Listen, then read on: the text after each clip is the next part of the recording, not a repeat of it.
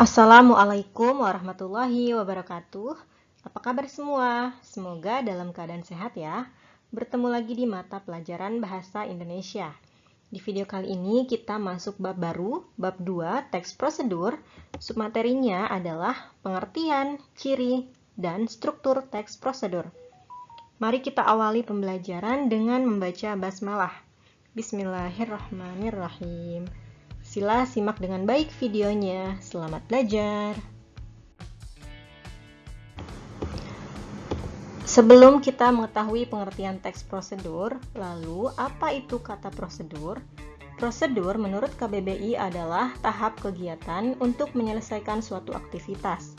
Sedangkan teks prosedur adalah teks yang memuat cara untuk melakukan sesuatu secara tepat, berupa urutan langkah demi langkah, sehingga tercapai tujuan yang diinginkan. Lalu, bagaimana ciri-cirinya? Ciri-ciri teks prosedur yang pertama ada terdapat informasi langkah-langkah membuat atau melakukan sesuatu.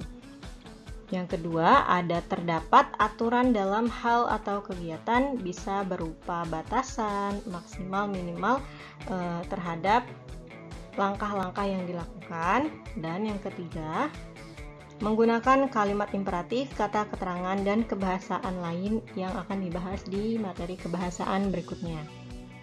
Ya, itulah ciri-ciri pada teks prosedur. Berikutnya ada struktur teks prosedur. Strukturnya terdiri atas yang pertama ada judul. Nah, adanya judul pada teks prosedur yaitu untuk mengetahui topik apa yang akan dibahas di dalam teksnya. Judul pada teks prosedur harus menarik pembaca. Yang kedua, strukturnya ada tujuan, yaitu berisi tujuan akhir yang hendak dicapai dalam teks prosedur. Misalnya, jika penulis ingin membuat brownies, maka tujuan akhirnya adalah membuat brownies. Jadi harus sama, harus sinkron. Yang ketiga, strukturnya ada alat dan bahan. Berisi daftar alat dan bahan yang diperlukan dalam teks prosedur. Namun, tidak semua teks prosedur terdapat struktur ini, karena biasanya terdapat pada proses pembuatan makanan atau proses pembuatan suatu barang gitu ya. Ya, itu struktur yang ketiga.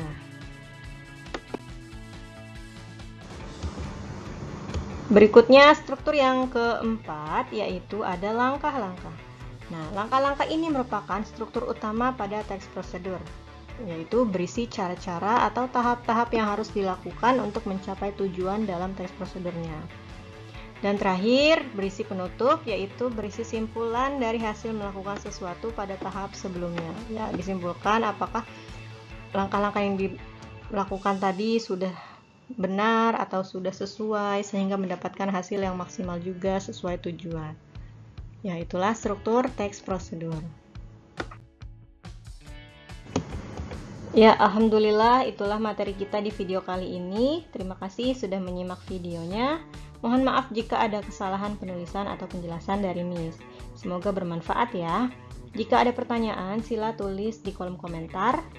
Nah, untuk sumber referensi yang Miss gunakan yaitu buku Bahasa Indonesia kelas 9, edisi Kurikulum Merdeka, penerbit Grafindo Media Pratama.